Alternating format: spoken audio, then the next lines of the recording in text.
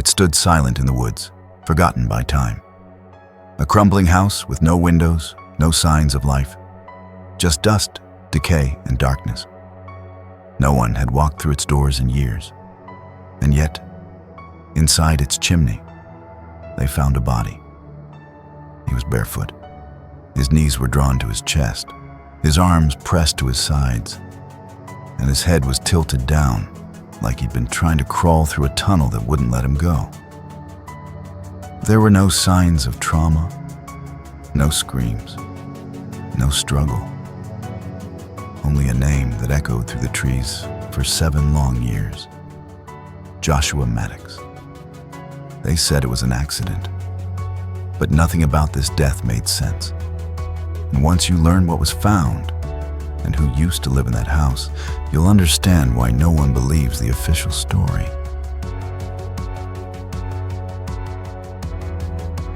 Joshua Maddux was the kind of teenager every parent dreams of.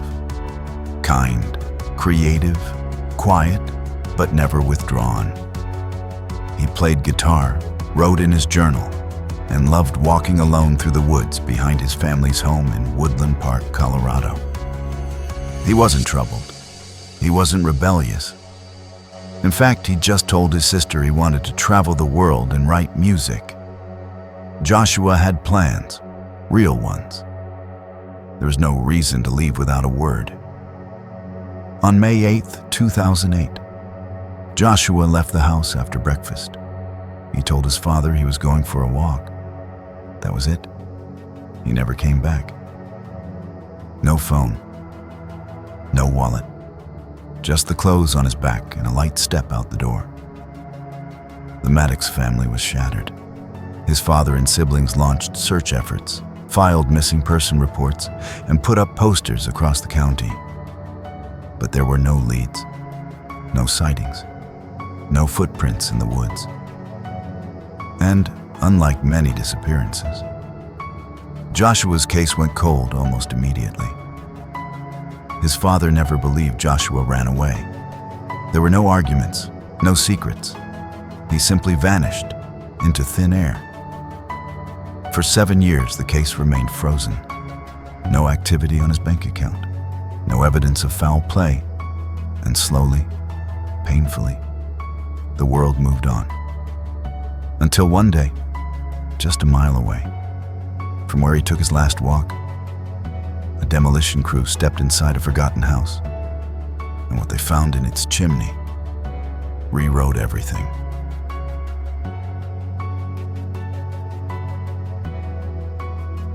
In August 2015, a contractor named Chuck Murphy began demolishing an old wooden cabin he owned.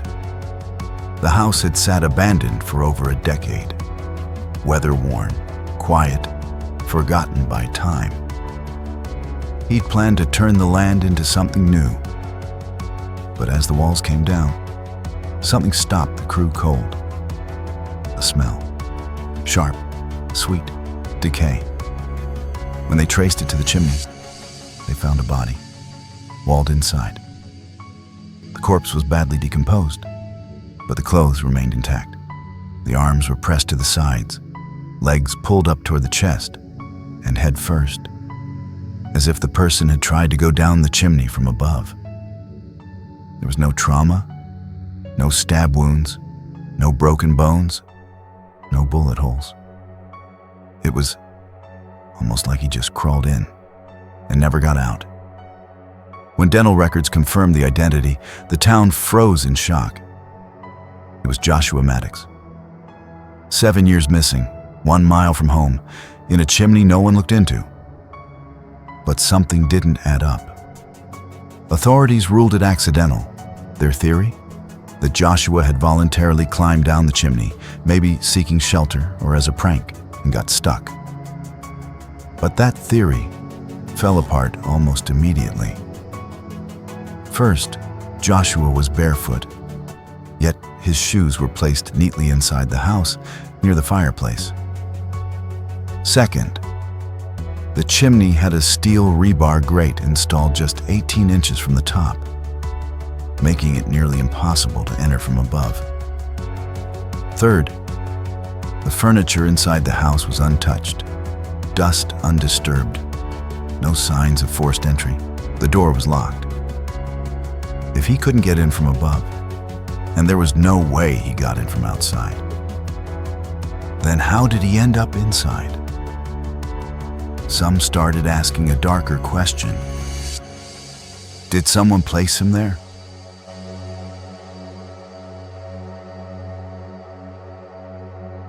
Before Chuck Murphy bought the abandoned cabin, it belonged to another man, a man named Andrew Richard Newman. Newman had a long history of mental illness and violent behavior. He had once been arrested for sexual assault on a minor. Another time, for trying to strangle a woman he lured into his home. He had also been institutionalized multiple times, and when he wasn't in prison or rehab, he would bounce from town to town, telling strange, disturbing stories. He talked about the Chimney. One of those stories was about a young man he said he'd locked in a chimney. A few years before Joshua's body was found, Newman reportedly told a friend in New Mexico, "I once put a guy in a chimney, just like in the movies." And then he laughed. His friend thought he was joking, until the news broke in 2015, a timeline that matches. According to public records, Newman had lived in the house on Black Forest Drive, the same house where Joshua's body was found, until shortly before he disappeared.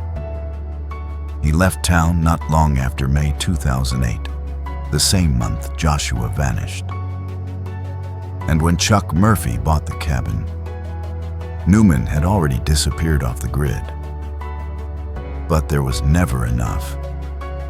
Despite the chilling statements, despite the timeline, despite the violent history, Newman was never formally charged.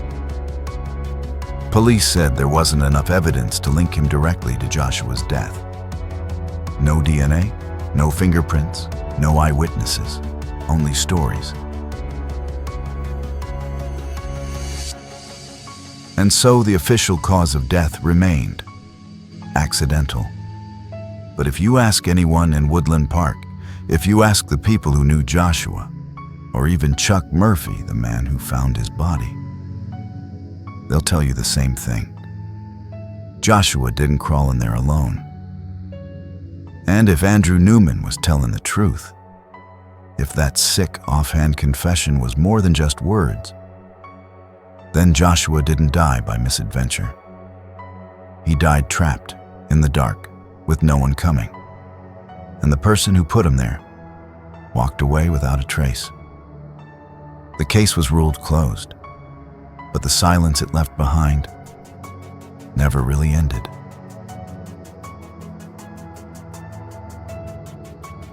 For the family of Joshua Maddux, the discovery brought a kind of closure, but not the kind that heals. There was a body, a death certificate, but there were no answers. How did Joshua end up in that chimney? Who was he with?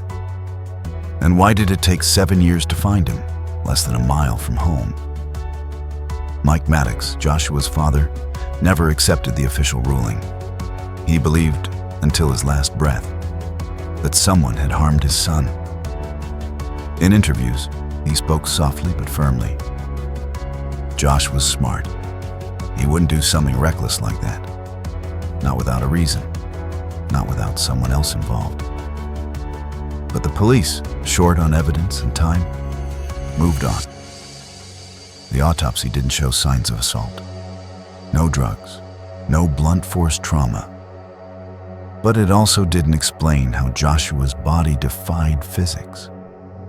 How he bypassed a steel grate, climbed barefoot onto a steep roof, and somehow slipped down a narrow brick shaft, with his shoes placed neatly inside the house. Investigators said it was a tragic accident. But to the public, and to anyone who studied the case deeply, it was something else. A mystery disguised as a conclusion. Woodland Park is a quiet place, a town where people leave their doors unlocked. But after Joshua, something shifted. Neighbors still talk about that cabin, about the boy in the chimney, and about the man who used to live there. No one says his name out loud anymore, but they all remember.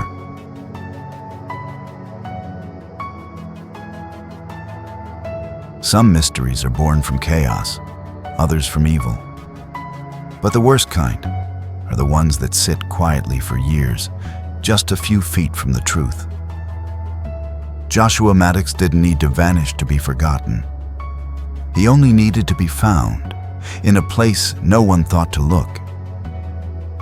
And sometimes, finding the body doesn't mean finding the truth.